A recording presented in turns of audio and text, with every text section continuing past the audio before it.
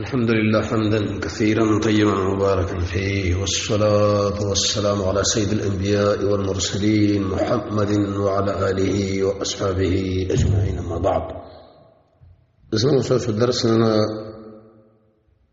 د توحید د تشریح ورسته د شرک د تشریح ورسته د اید اقسام د سره بل خوا کې د منافقت تعریف او اقسام او اسباب النفاق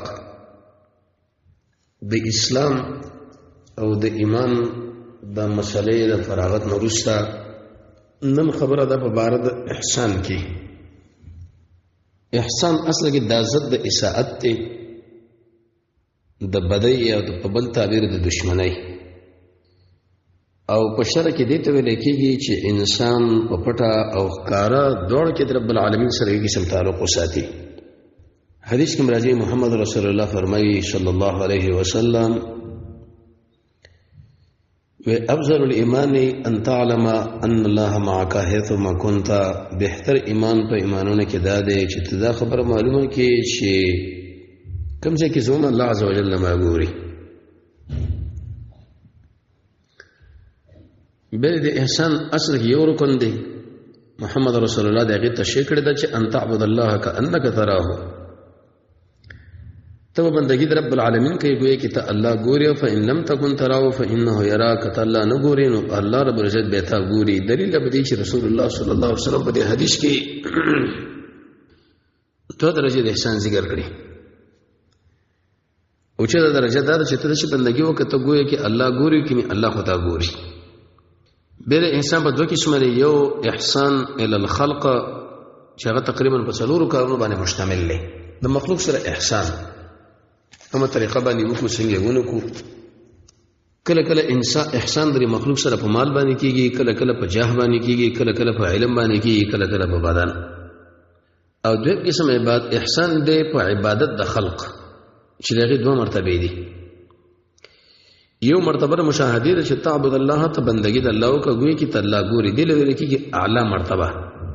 او دوه مرتبه اطلاع او مراقبه ده. فإن لم تكن تراه فإنه يراك. کته چیرته بالفرض و تقدیر رب العالمین نګوري نو الله عزوجل تا ګوري. دلیل پیدا قاعده رب العالمین دی چې ان الله مع الذين اتقوا والذين هم محسنون. الله رب العزت دا هغه چا سره دی چې هغه متقی دی او دا هغه چا سره دی چې عمل د الله لپاره کړی. حرب ابن حبان په نامه چې کله عالم مړکی خلک خالړان ورته شمول او توشیه وغاغوي. توشیه ما دادا د سورې نحل په دې ورسنی آیت باندې چې الله عزوجل دا هغه چا سره دی چې هغه متقین دی او هغه څوک چې هغه محسنین. د الله معیت ولس اسباب یو سبب کې تقوا او احسان، زهد، تواضع وغیره نورم ډېر اسباب دي. منځونه دي، زکات ورکول، اخلاص. تقوا څه ته ویل کېږي؟ امام قرطبي لیکلی دی په اول جلد 130 نمبر صفحه کې د خپل ژبې حفاظت. چا دا خبره کړې ده د فحشا نه ځان ساتل، چا دا خبره کړې ده چې په کوم شي رب العالمین خپه کېږي انتظام حاضر وا، او چا دا کړې چې په کوم شي خوشاليږي په هغه باندې انتظام حاضر کا. چا دا تک کړې ده چې عمل کوي یریږي چې الله رد نه کې تم صد چې الله به قبلې. چا دا شمانه کړې ده چې تقوا دې ته ویل کېږي چې ټول مسلمانانو ځان کته غنل لکه دا معنی د نشفوري ده. او چا ویلي په ګناه به سره اصرار نه کوي او د قشان د ګناهونو نه به یعنی په دې به اصرار کوي نه او شکل د عملو کې پاغي دوکه کېږي. ما چا دا معنا کړی دا چې د ورسنی سورتونه کله یو سړی وای د سوره بقره دا کوم ابتدایي آیتونه د عمل کې چاره وسه چې اقامت الصلات د وتا او زکات ته او ایمان بالآخرت ده، ایمان بالکتاب و سنت ده، بالقیامت بالکتب السابقه ده. بځې ته لګيږي تقوا. چا دا ویل دي چې بدنه کې د قران او سنت برابر ژوند تیرول، او چا دا ویل دي چې په کوم شي باندې رب العالمین خپکیږي د غیش نه په کامله باندې ځان ساتل. چا ویل دي رب العالمین سره محبت، د الله کارون له وفاداری، د الله له بندگانو سره مینا چې په کوم شي باندې الله عزوجل خپکیږي د غیش نه په کامله باندې ډاډه. چاوي توغوت نه ځان ساتل او چا دا خبره کړي حرام نه ځان ساتل. چا دا چې ویل چې همیشه سره راځي رب العالمین په ذکر باندې آبادای. چا ویل چې محمد رسول الله صلی الله علیه وسلم په دینار روانې دل دنیا شاله ورزول. به تقوا په زمر مرتبه لري. یو مرتبه دا د څلور مرتبه د کفر نزان استل اسلام لا، دویم د ګناه نزان ساتل استل توبه لا، او دریم د مباحات نزان ساتل او څلورم د اشتباهي شي. نمن کې په تقوا کې لري چې د دنیا په انعاماتو کې سوچو کې، د آخرت په انعاماتو کې سوچو کې، دنیا د عذاب نه ویریږي، د آخرت د عذاب نه ویریږي. د رب العالمین مخې د حضور رعایت کی، د قیامت سختي رعایت کی، د الله انعاماتو کې سوچو کی، د رب العالمین فضل، د رب العالمین رحم، قوي ایمان.